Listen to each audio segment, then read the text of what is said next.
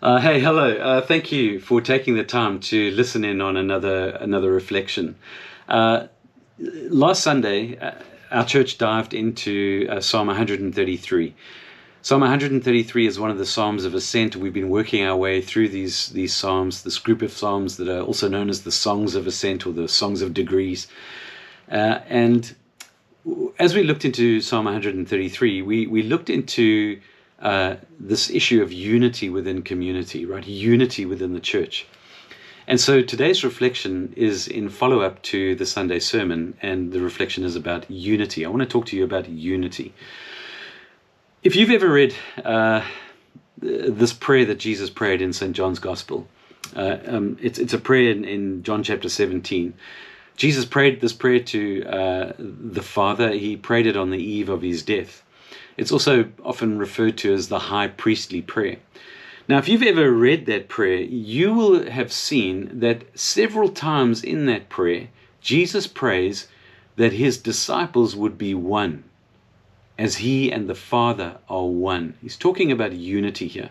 And I want to read a few verses to you from that prayer out of John chapter 17. I'm going to read verses 20 through to 23. So Jesus is praying to the Father, and he's asking the Father. And so in verse 20, we read these words. Jesus says, "I do not ask for these only, but also for those who will believe in me through their word." So Jesus, when he says, "I'm not asking for these only," is talking about the disciples who were with him in that moment. And then when he says, "but also for those who will believe in me through their word," he's talking about those who are yet to come, those who are yet to believe in Jesus because of the word of the disciples who were with him, because of their testimony about Christ, right? So Jesus is asking the Father here, not only on behalf of the disciples with him, but also for you and me, if you are a follower of Christ, if you are a disciple of Jesus right now. This prayer is for you. It's for me. And what's the prayer? What's part of the prayer here? Jesus prays that they may all be one, just as you, Father, are in me and I in you, that they also may be in us, so that the world may believe that you have sent me. The glory that you've given me, I have given to them, that they may be one, even as we are one. I in them and you in me, that they may become perfectly one, so that the world may know that you sent me and loved them even as you loved me. What a powerful part of this prayer that Jesus prays. Now, the unity referenced in this text is that of the Father and the Son, right? And that we as disciples of Christ would reflect that unity as we participate in the one life of the one God, right? That they may all be one, as you, Father, are in me and I in you, that they also may be one in us. You know, to be saved and to live a life that is being saved day by day is nothing other than a participation in the one life of the one God. That is salvation. There is no other true existence. And Jesus is praying a priestly prayer here for our true participation and continuation in the one life that is the only life, that they may be one in us. So Christians enjoy two kinds of unity, right? Unity with God and unity with one another, the latter being rooted in the former. Now, earlier in John's Gospel, Jesus commands his disciples to love one another so that everyone will know that they are followers of Christ, right? So that the world would know, right, who you are.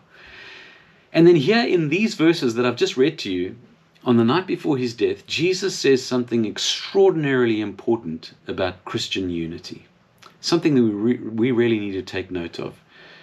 He says our ability to love one another across our differences, our willingness to preserve and cherish our God-ordained oneness, is precisely how the world is going to know who we are and whose we are.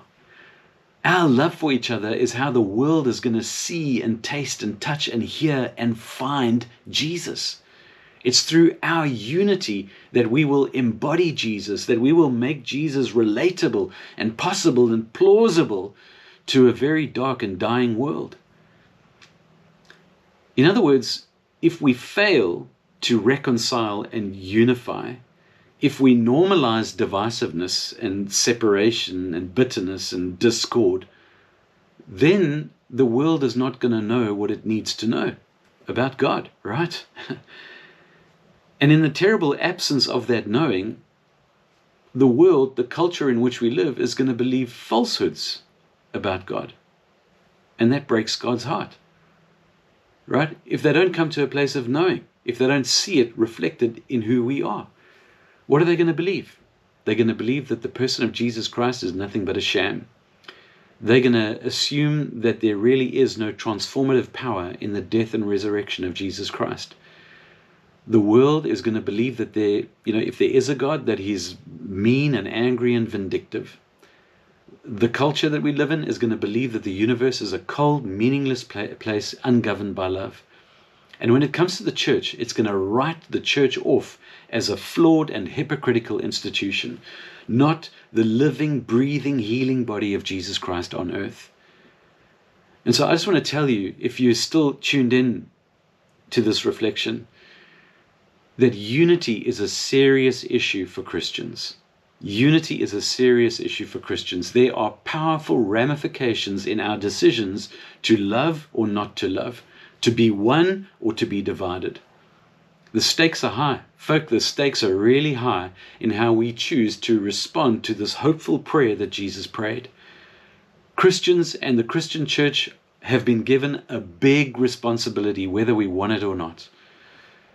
And you know what scares me? What scares me most about this prayer that Jesus prayed for our unity?